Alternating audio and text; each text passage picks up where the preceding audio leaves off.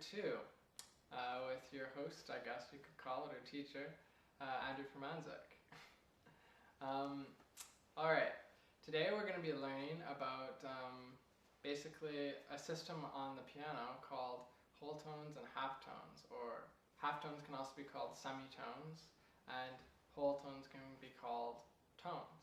And the reason we're going to learn about it is because it actually will open up a whole new world for a whole bunch of different things. So it's all about teaching you skills so that you can learn your own pieces. And then as kind of a bonus at the end, I'm going to teach you how to play Mary Had a Little Lamb. And I know you're probably thinking, oh, what a kiddie song, but should be fun to start off with. It's something that pretty much everyone knows, so if you can play Mary Had a Little Lamb on the piano, you can go over to your friends and play it, and then you guys can have a good laugh about it, right? So, plus it's not all about teaching the songs, it's about teaching you guys how to play piano. That's what I'm here for. Alright, so the first thing we're going to learn today is a system called whole tones and half tones. And I know you're thinking probably like, oh man, now Andrew's really getting complicated on me. Oh, what am I going to do? What am I going to do, right? Well, it's not really that complicated. Think of whole tones and half tones as a chain, one long chain with links in it. Okay? So, in this pattern, listen to these notes. Does it sound like I'm going up the piano?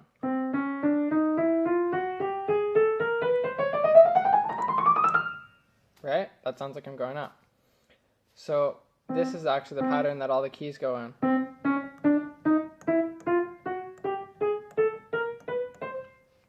So in other words, from this key to this key is just the next link in the chain, and this link, and to this link, to this link, to this link. So a semitone is actually from one link to the next link. So from here to here, that's a semitone, or a half tone. Okay? So just from here to here is a semitone. That's it. Pretty easy, right?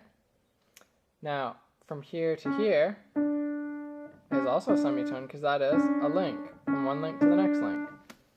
Now, there's another thing that we call a whole tone, and that goes, you're going to skip a link. So if you had 1, 2, 3 links, it goes from this link to this link, skipping the one in the middle. So that's a whole tone.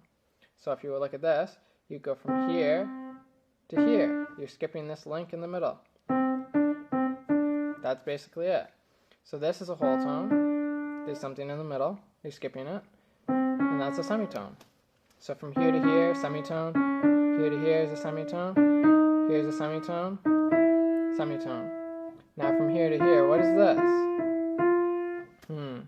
Is that a whole tone? No. You know why? Because there's nothing actually in the middle, there's no black key right here. So it's going from one link to the next link. So this is actually a semitone. Whereas this would be a whole tone, because there's a black key in between right there. Alright, so if you actually went from here to here, that would be a whole tone. Okay, so why am I showing you all this? That is a good question, isn't it? Well, the reason is you can use these whole tones and semitones as a way to find any major scale in the entire keyboard. You can just pick any key and play a major scale on that key. Yeah. So any key, you can just play a major scale. It all follows the same pattern, and I'm going to show that to you right now. So the pattern is two whole tones, or we call them tones for short, so just a tone or a semitone. So tone, and then a tone. So there's two tones. Then there's one semitone, and then there's three whole tones, so 3 whole tones, and then one semitone. So it goes 2 whole tones, 1 semitone, 3 whole tones, 1 semitone. So watch this. I'm going to play C major, since we already showed you C major, and I showed you C major last video, so this is one whole tone. That's one whole tone. There's another whole tone, because we have black keys in between. Now, look at this. We have a semitone, because that's a semitone. No black key. There's a whole tone, a whole tone, a whole tone, so that's 3 whole tones, and then we need what? 1 more semitone, and look, it works out perfectly. 1 semitone. So it's tone, tone, semitone, tone, tone, tone, semitone. Okay, so we're going to use that pattern to figure out a new scale. Okay, so we're going to use the scale of G major. Okay, so G major doesn't start on C, it starts on what note?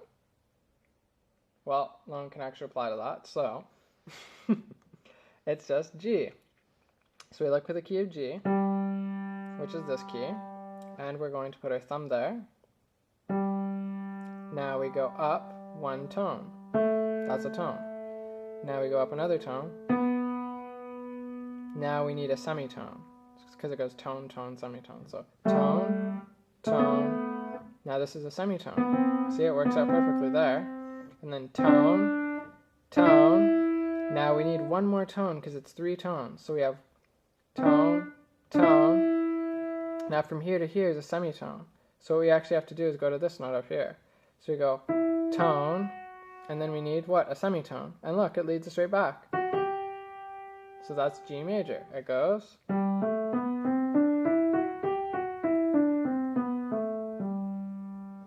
Yay! Now, one thing I didn't show you in my last video is the right-hand version of a scale. Now, what a scale is all a scale is simply is a group of notes that sound good together. So it leads to a tonal center. That's what all these keys or scales have. The first note is called the tonic, or the tonal center of the whole scale. And that is the only key of rest. See how you couldn't just stop on that note? You have to go. It just doesn't sound like you're finished. Huh. Somehow if you ended on that note, people would be like, what? But if you do this, then they're like, ah, that's better. Okay, so that's what a scale is. It's basically a group of notes that have been put together so that it draws you to, it gives you variety in basically the music and has a tonal center for that key. So in G major, G is the actual tonal center of that key.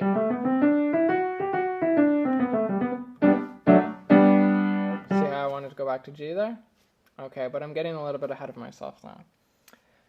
That's just what a scale is. So that's the definition of a scale. It's just basically notes that sound good together. All right. Now, with this, it's just the same as the right-hand scale. You want to have the semicircle fingers pushing down, flat hand on the top, not a bent wrist, but just straight. And then what you're going to do is you're just going to push down. Now, on the 3rd finger, you're actually going to do the tuck. Because if you look above, well, let's do it here. I don't have enough fingers to go this, and I'm not just going to do this, right? That just doesn't make any sense. So, I'm not going to start with these 3 here and then do that. That would make no sense either. So we play the first 3 notes, then I tuck my thumb underneath, so you can see that. And then I just move my hand over, and go to the top. Fun stuff, huh? So it's just 3 notes, and then tuck, and then up to the top, and then tuck and put your 3rd finger over, 2, and then 1. Just like that. Pretty simple. Okay, now, once that is done, so just tucking under, now we'll do G major. So we go 1, 2, 3, tuck, 4, and then up to the top. So we just have to make sure to play this. Okay, so that is that. Now, the next thing I'm going to teach you is something called a sharp and a flat. So it actually has to do with what I was just showing you. Now, when I was showing you a semitone can go up or down, can it not? Because this could be another semitone from there to there. Those are both semitones. To there, that's a semitone. So a sharp and a flat is, think of it as an alteration of a note. It changes the note either up a semitone or down a semitone. So up a semitone or down a semitone. So if a sharp is up a semitone and a flat is down a semitone.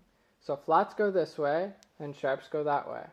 Okay? So sharps are right, flats are left. Okay? So a good example to start off with is the key of D. So if I say play a D sharp, all I'm saying is go play the D, but play a semitone above that D. So D sharp. So that's what a D sharp is. It's just it's a semitone above the key of D. And a D flat is a semitone below the key of D. So it has to do with key signatures and other stuff and how you formulate scales and blah, blah, blah, blah, blah. Because there would actually be no way to get to the black keys if we didn't have another name for them. And we wouldn't want to name this like the key of Y and Z and X and K or whatever, right? So we just have to do with flats and sharps. Okay, so a D sharp is this one, and a D flat is that one. Now, I'm going to show you another thing. It's called inharmonic. Oh, now doesn't that sound scary? An inharmonic note is just a really big word for one note with two names.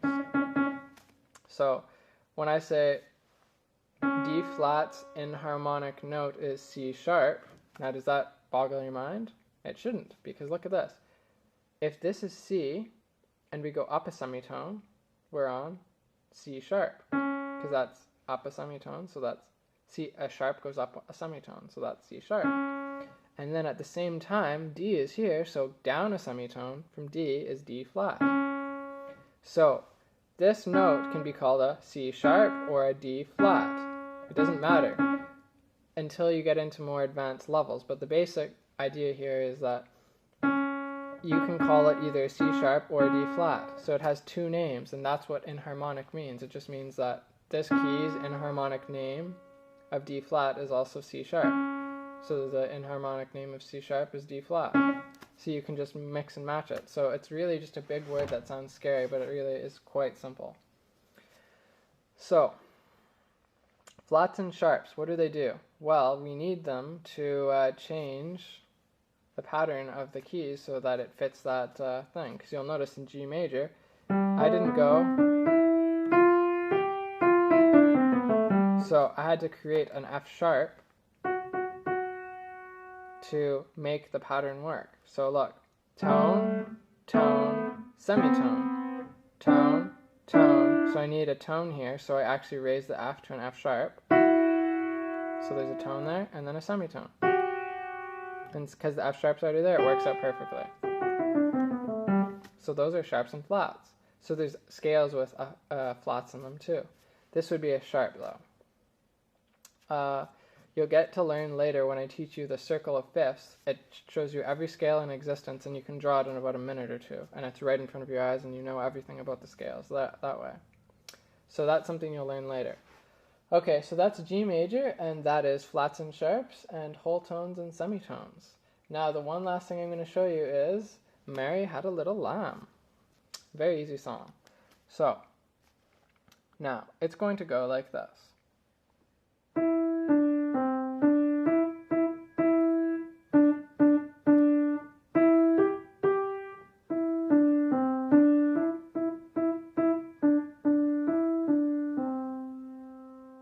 Okay, I'll do it one more time for you.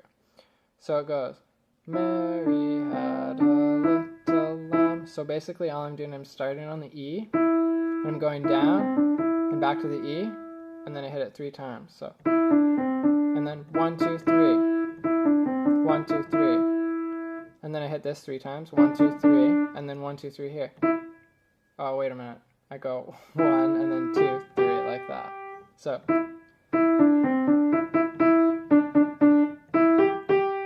okay, and then I just do the same thing over again. Now I add an extra 1, so I hit it a 4th time, and then twice there, and then once up here, and that's it. And then you can add in extra things if you want to.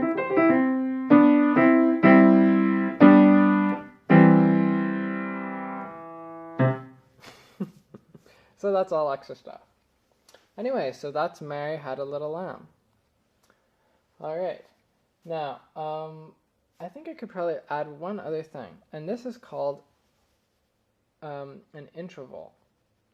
And an interval is basically the distance between two notes. So, like we were saying, this is a whole tone and this is a half tone or semitone. What would be the distance between here and here? Now, there's actually a name for all those. And I'm going to give you the simple name to start off with. So, from here, we're just going to use the C major scale as an example. So, we start in here, this is the first note of the scale, and this is the 8th note, because 1, 2, 3, 4, 5, 6, 7, 8. So there's 8 notes, and from one C to another C, or one D flat to another D flat, or one D to another D, all those are called perfect octaves. Or for short, this is an octave. That's one octave. So it's the distance between one note until you get to the next note that repeats. So, you can count how many octaves you have in your piano. But yeah, so there's a whole bunch of octaves. I think there's about 7 octaves. Can't remember offhand, but I believe there are 7 octaves on a standard piano. Possibly more than that. I guess I can count right now. There's 1, 2, 3, 4, 5, 6, 7. Yeah, I was right. So there are 7 octaves. And then there's 3 extra notes on the side here. Okay, so that is called an octave, or a perfect eighth. Okay? Now, if I go from the first note to the second note, that's actually called a second. So a second is actually the same as a whole tone. Now, if I go from the first note to the third note, that's called a third. First note to the fourth note, that's a fourth. Notice I'm also playing my 4th finger on it. So from 1 to 4, that's a 4th. There's 2 notes in between. Okay, and then up from here to here, that's a 5th. And then here to here, that's a 6th. This is a 7th. And this is an 8th.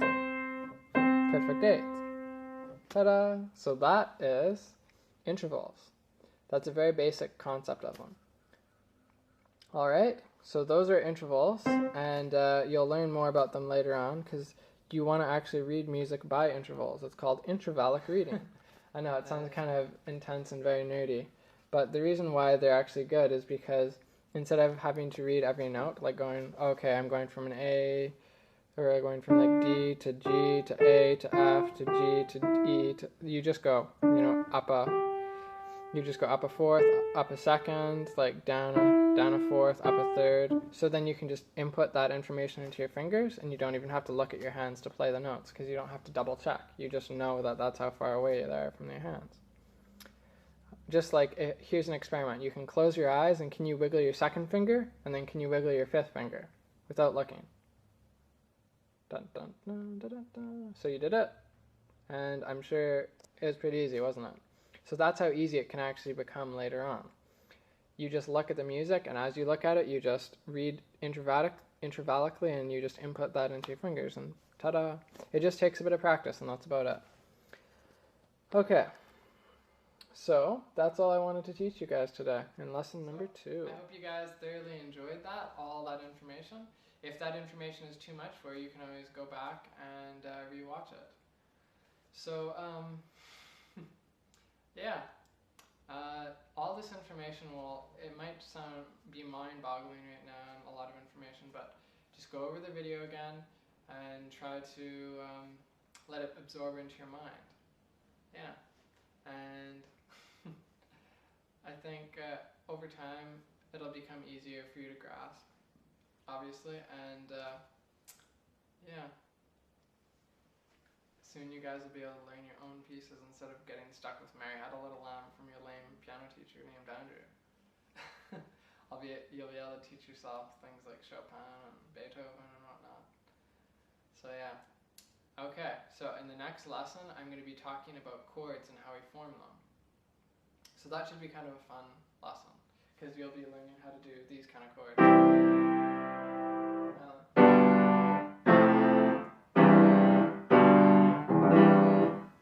So yeah, you'll be able to learn how to do basic chords and the posture for them and stuff like that. Alright, so that is it for now, and I am out. So thank you. you for watching, and take care. Happy practicing.